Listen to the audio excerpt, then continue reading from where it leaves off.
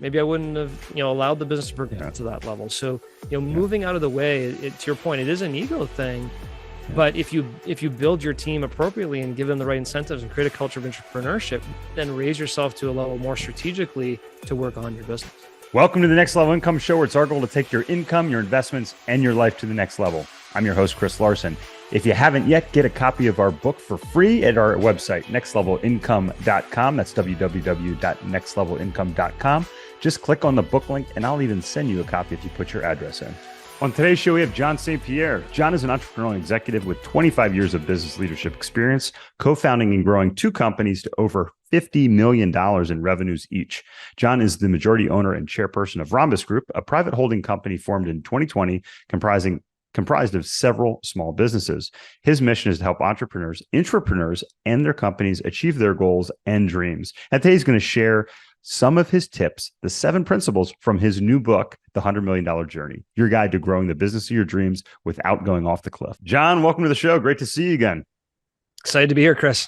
Yeah, I'm excited to have you. We've really been tackling the topic of businesses, businesses from the aspect of owning them and running them, businesses from the aspect of potentially purchasing them as investments. Yeah. One of the statistics that has come up here multiple times over the last several episodes is that, this silver tsunami of baby boomers in the United States, 10,000 retiring every day, it's been happening. It's going to continue to happen. About 10% of those people retiring own businesses. And you're one of those business owners. You've had, quite an interesting and successful journey.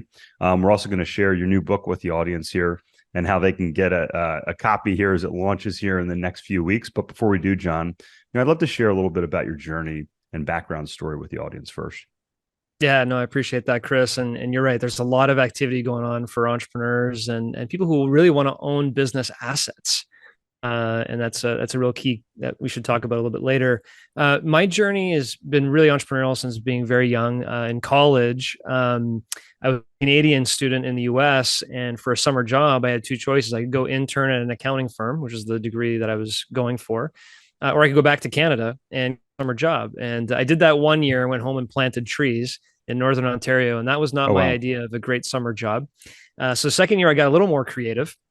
And I found that in the US, you could actually own a limited liability company, even if you're Canadian, as long as you're not a W-2 employee. And because I didn't have a work visa, I could be here and run my own company. How about that? Yeah, exactly. And I found a poster on my dorm wall, which was run a painting business with college pro paint. Yeah, I know those guys. Yeah, let me try that. I don't know anything about painting. I'm not that good at it, but I want to run a business. So it's like Miyagi, man, up down. Yeah, exactly. So ran a painting company for 2 years while I was in college and learned the ups and downs of sales and marketing and estimating and hiring employees and training them and losing them and hiring them and dealing with customer complaints and doing all those things. And it was a tough job. But I love the idea of running my own business, and did that for a couple more years post-college as a general manager with the franchise company, teaching other college students how to run a painting business. That took me to the .com world. A few of the general managers from College Pro started a company called Handyman Online, which is an online referral service. Think homeadvisor.com or Angie's.com back in 1998. Got venture funded, grew that across the country. .com crash happened. That's over. And now I'm looking for something new to do. So this is early 2000. Yeah. And I started a project management company doing commercial installations, kiosks and fixtures in commercial environments in 2003. And that was my day job. And as a side job, hobby job, I started a little sports company with a couple of friends running sporting events and international tours. That was a lot of fun. So I had two different businesses. One was a hobby and one was my real job, starting in 2003. And both started to grow. And I ended up post the 2008 recession with two pretty good sized companies. One was $5 million, but the sports company became $10 million business. And I was like, okay, I got two horses here. One I'm a little more passionate about that was supposed to be the hobby, and one that's the project management, contracting business that's now, half the size of the sports company. And I decided to pick a horse, and I picked the sports horse and let me, help run this business and grow this business. And we took on some investors. We continued to grow the business. And long story short, there's a lot in between, But in 2018, that sports company is a $55 million global sports company.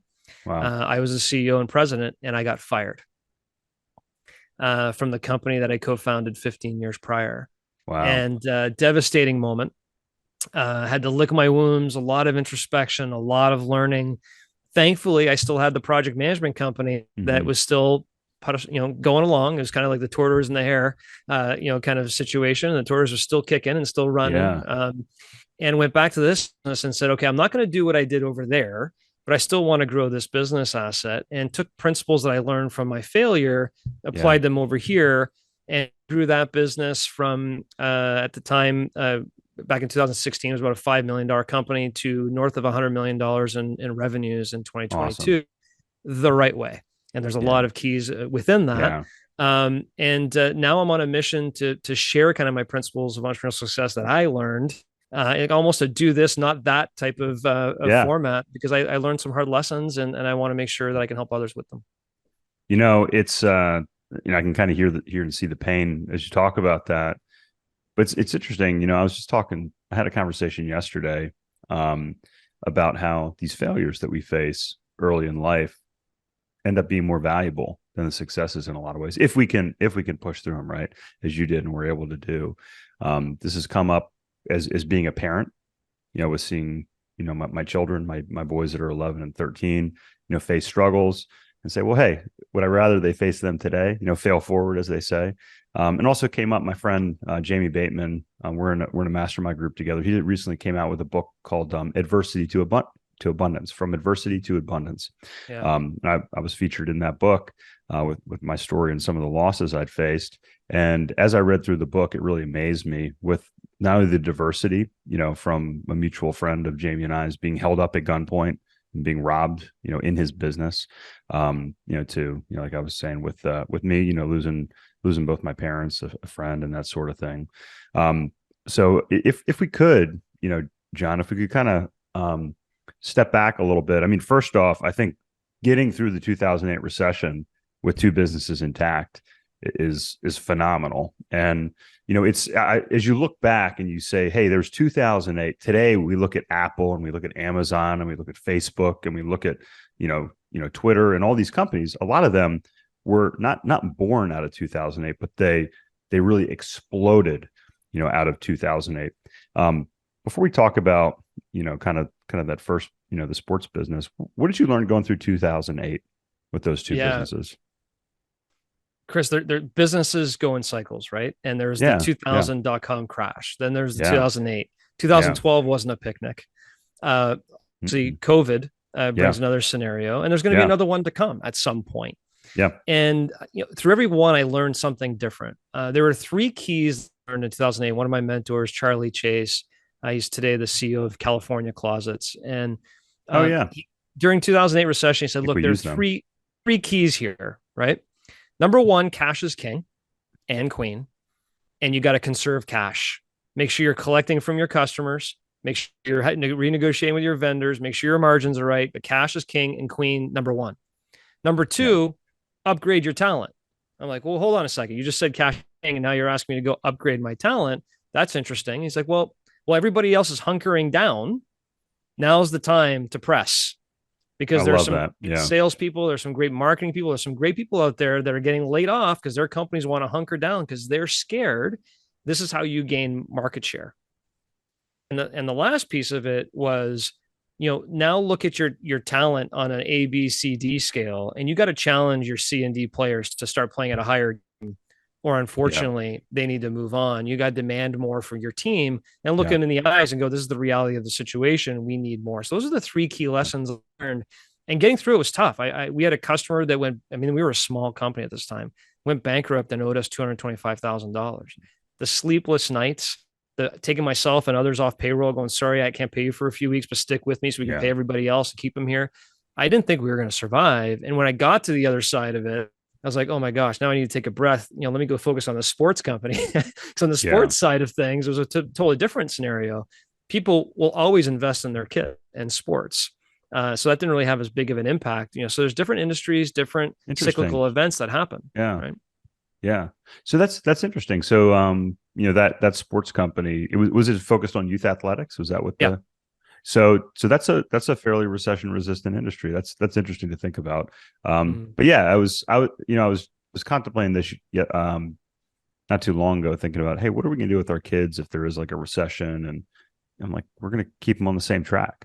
I 100%. mean, yeah, it is. And people keep watching sports. They keep drinking beer. They keep watching sports. They watch Netflix. So that makes a lot of sense for people that might be listening, contemplating some of those industries that are out there. All right. So then you were fired from that company. Yep. That how does I got to ask, how does that work? You founded the company, the board got together and said, hey, this isn't like we need somebody with a different mindset. Like what precipitated that, John? Yeah, well, let's go to the root of it, right? One of the biggest Okay. principles I've learned is Yeah. protect and grow your equity. Protect and And I think grow a your lot of equity. Yeah. entrepreneurs, and if you talk to any seasoned entrepreneur that's grown a company over time to be pretty sizable, Yeah. they've all learned a pretty valuable lesson around equity. Equity is what maintains control of a business, right? Your decision Yeah. making abilities, but it also is the source of wealth within a business. And Absolutely. way too many Yeah. entrepreneurs, especially you see a lot of startup entrepreneurs who believe I got to raise some capital for my business. Well, by raising capital, you're diluting your equity. And so Right. as we wanted to grow our company, I had this vision of building this company to be massive. I wasn't really thinking about the impacts to my own equity. So as the company was growing, my equity was diluting and less and less control. And the nail in the coffin is we raised a venture, or excuse me, a private equity round of capital. And the Yeah. private equity firm came in and brought the capital and gained control of a lot of the board. And that then it became, well, we don't think he's the person to take us to the level. And there's a whole bunch of other things in there that I could have done better. And next thing you know, I'm out. And I'm looking, I go, Wow. what just happened? This was my heart, my soul, my friends are in the business. I put everything Yeah. into this and left with nothing. Mm. And so that was a gut wrenching moment to be, okay, what did I just learn from this? Yeah. That was pretty powerful. But there's a lot of things in between that, right? We were reinvesting too fast, from a finance perspective. We were trying to grow for growth's sake. We didn't know how fast we could afford to grow. There's something that I now know as, SFG rate, your self-sustainable growth rate. How fast can your company afford to grow from a Yeah. cash? Because growth takes cash. Yeah. Well, we were trying to grow way above our skis, so we needed some bank debt. By taking more bank debt, at some point we want to take that bank debt up our balance sheet. Let's get some investors. Yeah. Investors dilute your equity, then you lose control, and it kind of spirals down the cliff like that, Yeah. right? So that's the short version of how something like that happens to entrepreneurs. Yeah. And those are great principles. We look at, kind of our pillars in real estate are similar. You want cash is king. We want cash flowing pieces of real estate with reasonable leverage, right? So say 60, 70% in today's environment, maybe even less than that with properties, in the 50s. So maybe 50 to 70%. So we're not over leveraged. And then keep cash reserves, 6+ months of cash reserves in the bank as well. So all those things, help that. And I think, again, I want to underscore that because as I look at the real estate cycle, I feel like as we come into the latter half of this decade, we're going to see a downturn of some type. And, those businesses, those property owners that have retained those principles, they're going to be able to maintain their properties. They're going to be able to maintain their businesses. And then they're going to be able to acquire talent, as you mentioned, or they may just be able to acquire their competitors outright. 100%. Yeah. So, we talked about the 7 principles before we started here today, John. Have we touched on any of those 7 principles before or at this point? Today's show is sponsored by Money Insights and their investment optimizer strategy. In my book, I share how I use this same strategy starting over a decade ago to invest my money in 2 places at one time. This strategy has been used by the wealthiest for generations for estate planning, minimizing taxes, preserving wealth, and increasing stability for their investments. Now you can do the same thing. In addition, you can build a plan to build an emergency fund, pay for college, fund a business, plan for retirement, and ultimately optimize your total financial picture. To find out more information, check us out at the banking link at nextlevelincome.com. Well, let me go through them and you can help me with that. Let's go for it. Principle 1 is Yeah. protect and grow your equity. 1, protect and grow your equity. So check. Yep. 2 is build your own capital. Okay. So how do you do Okay. that? So, well, first, there's kind of a little bit of a saying. Alan Miltz, who's he runs a company called Cash Flow Story, and he's actually a co-author with Vern Harnish, Scaling Oh Up. yeah. Yeah, I know. Yep, know that book well. He said, "Look, I interviewed 3,000 CEOs, and there's not one who can tell me what their net operating cash flow is. They all know what revenue is, they all know what their profit is, but they can't tell me what their net operating cash flow was last year. So you need to know how much cash your business is generating." Right. And then what feeds into that is how fast your company can afford to grow. So if your company can afford to grow at 5% and you're trying to go 15%, where's that cash coming from?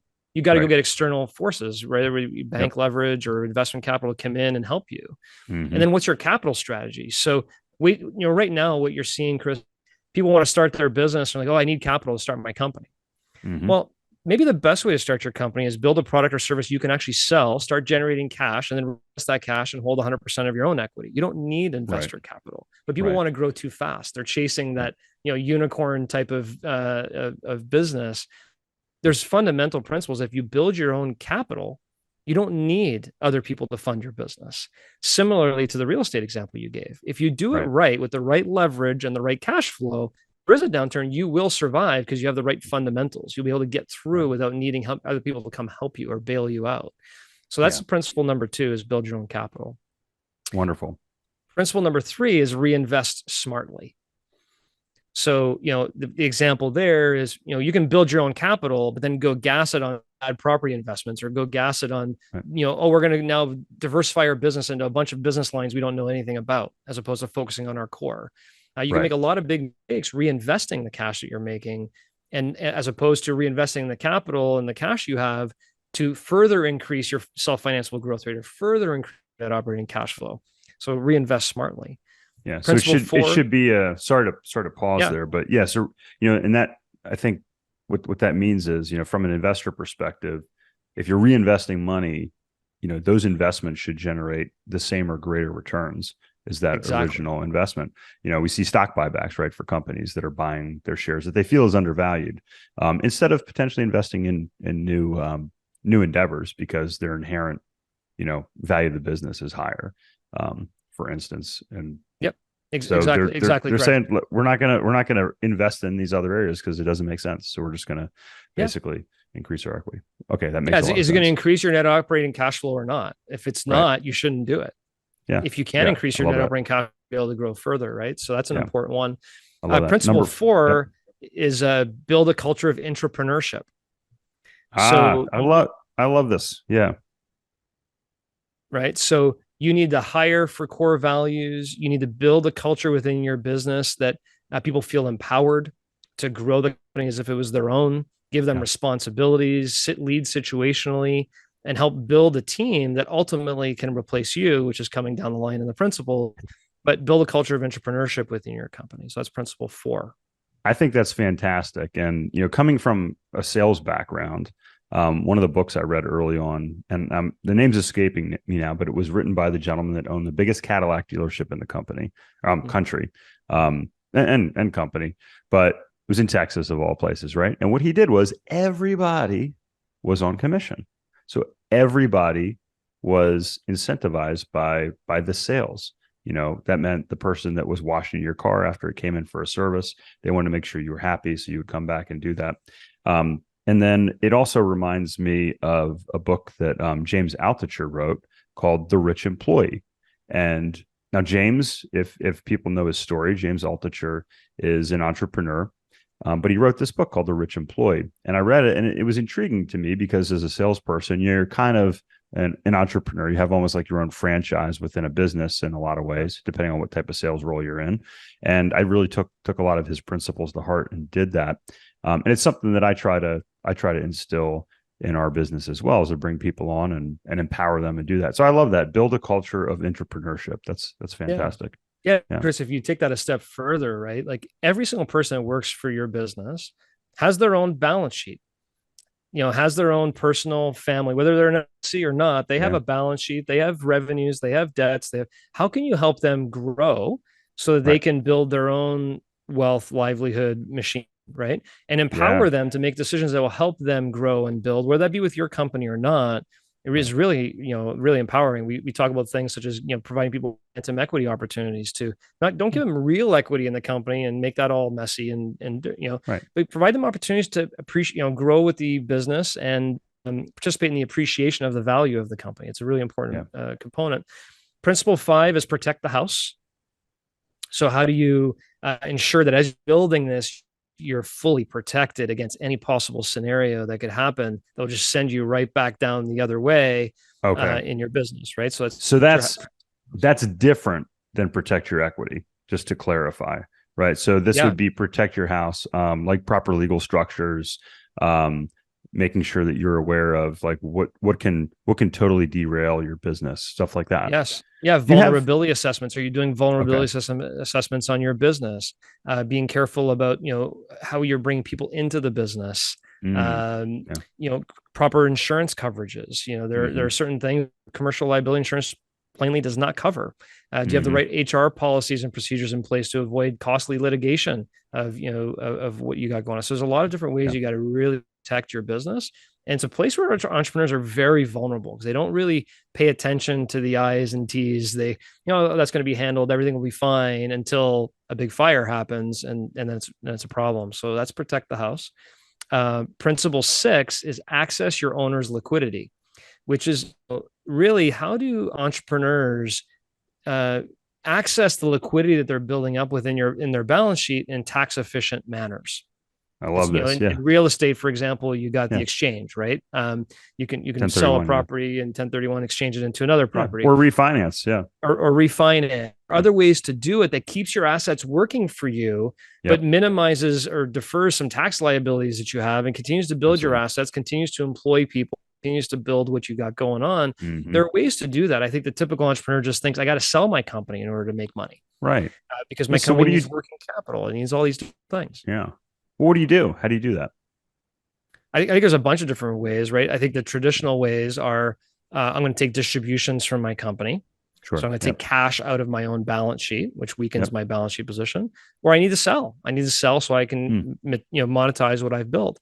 I think there are others to do that. Some strategies that we look at right now is once your company's making really strong taxable income, you've got things like 401k, safe harbor, cash balance plans, where as an owner, you can put 10 times the amount of the IRS allowable in your 401k if you basically help all your employees participate in profit sharing cash balance program, right? So you're putting money into your retirement plan that's tax deductible to the business. Yeah. That helps both the business, the employees, you, everybody else. Absolutely. There's captive insurance programs that also helps protect the house by providing these extraordinary coverages for your business, but also is a deduction to your company and is taxed at lower interest rates, and you're building another business asset somewhere else. So there's a lot of different tools like that. I could go on and on, but those are some big ones that, another one is form a private holding company so that with your net operating cash, you can reinvest in other business assets, some of them that may have accelerated appreciation, such as real estate, that will lower your taxable income. And now you're building another real estate, another business asset. So there's a lot of ways to look at it that are better than sell a company, you lose the business asset, and you get taxed heavily on your earnings. Yeah. Love those. Yeah. Because really what we all want to do is we want to create a career or a business that's generating so much cash that we can take that cash in a tax efficient manner and create another investment flywheel that's creating an additional cash machine, right? Yeah, exactly. And this kind of leads right into principle 7, right? How do you move from CEO to chairperson, right? Are you a business operator or do you want to be a business owner? And how can you work on your business when you're always working in your business? So principle 7 really talks about that, and you know this all too well, but the rich dad, poor dad theory is there's 4 types of business assets: a business, real estate, stocks, and papers, right? Other types of commodities and stuff. Well, no one ever owns one commodity or one stock or one building and creates wealth, but entrepreneurs typically own one business. Right. Yeah. That's a little bit off. Yeah. No, it's that whole, you hear people, they say, oh, diversify. And you hear, oh, put all your eggs in one basket and do that. How do you get around that? I know Dan Sullivan, I was in his program with Strategic Coach, really helps business owners get through this process, saying, hey, get yourself out of the business. And you mentioned earlier, John, make yourself, you maybe didn't phrase it this way, but like, how do you replace yourself? How do you, Yeah. and it's kind of a weird position to be in. I've been in that position where you hire somebody, you bring somebody in. It's really uncomfortable actually at first. Yeah. Well, It's an ego bust, right? you know what? It's all about your perspective. And it Yeah. also goes back to protect your equity. If you own your own business, Yeah. your job should be to replace yourself in every single role Right. you've ever had in that business to Yeah. get yourself out. And one of the things I found, I probably wasn't the best person to run the business. It was actually an intrapreneur who ends up running this company we just grew to 100 million was grown by an intrapreneur who we hired 15 years ago as a sales associate, grew within the entire business, and today's its CEO. He was able to take the business to another level that maybe I would have gotten in the way. Maybe I wouldn't have, allowed the business to progress to that level. So, moving out of the way, to your point, it is an ego thing. Yeah. But if you build your team appropriately and give them the right incentives and create a culture of entrepreneurship, then raise yourself to a level more strategically to work on your business. Yeah. And I love that that's principle number 7. And, seeing this, building a sales team, seeing it in, our own business. I think it's perhaps the most important, now equity that you could say, hey, principle, that's why it's principle number 1. But it's so important from a personal perspective. And what I found is, if you're able to step back and kind of get over that ego portion, like we talked about, and then bring in other people, you can really unleash not only your power to mentor and help scale, but you also unleash the innate talent and innate drive within those people if you hire the right people. And that's when you really have a true business. Until then, you just have a job with other people working with you, right? Yeah, exactly. I can't remember who said it, but yeah, you have a job and you're working for a lunatic, right? Because it's yourself. I'm going to remember that one. Yeah. So, it's better to, if you really want to build a business asset, and, there's a lot of programs out there. I've never really been part of the EOS system as an example, but I hear a lot of people talking about, look, EOS will come in, they'll help you build your business, so everything's systemized and processed. So it doesn't on you. And take it a step further. If ever you do want to sell your business, if we were to sell my business today, they wouldn't tie me to a 3 to 4 year contract. I don't even work in the business. Right. They don't need me. Yeah. But if you're an entrepreneur and you're the chef, cook, and bottle washer, and you're doing everything, try and sell your business on an all cash transaction for a high multiple today and walk out. It's not happening. They keep you on board, right? It's not the way that works, right? So you have to replace yourself and put your business and yourself in a position where your asset is worth the most amount possible. And it's going to be worth the most amount possible without you working in it. Yeah, man, I love it, John. And what a story from painting houses and growing those teams to, the dual success, and I'll call them both successes. One leading to a partial failure on the way to your ultimate success.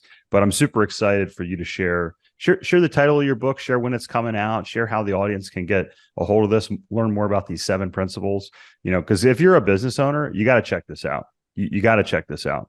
And look, even if you are an entrepreneur, like I was for so many years, you got to check this out as well. Because I always told my employees, my reps that worked with me, I said, look, think like I do. Put yourself in my shoes. If you can understand what my motivation is and what I want to do, it's going to help you not only make my life easier, but it's actually going to make your life easier. And then you're going to be able to learn how to be an owner as well. So I don't care if you're an employee or you're a business owner.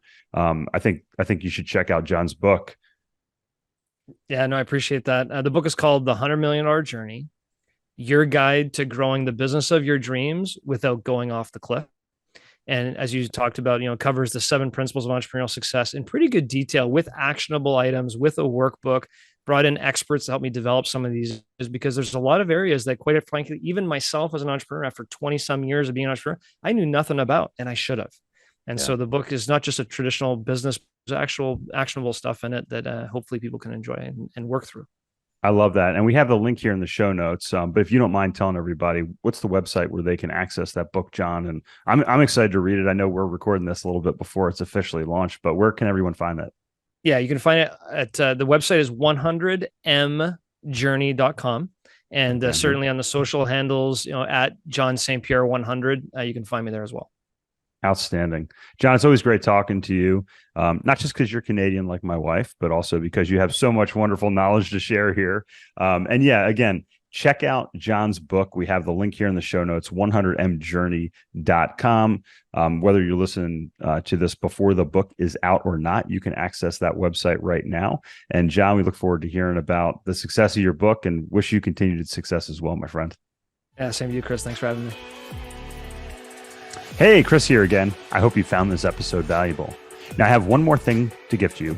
We have a page for my coaching clients where you can get a free copy of my book, as well as much more from previous guests on the show. Just check out nextlevelincome.com/coaching to get a free copy of my book, audiobook, and much more. I'll send you a copy of my book and cover all the shipping costs as a thank you for listening to the podcast. Also, please like, share, and take just 90 seconds to give us a rating on Apple Podcasts.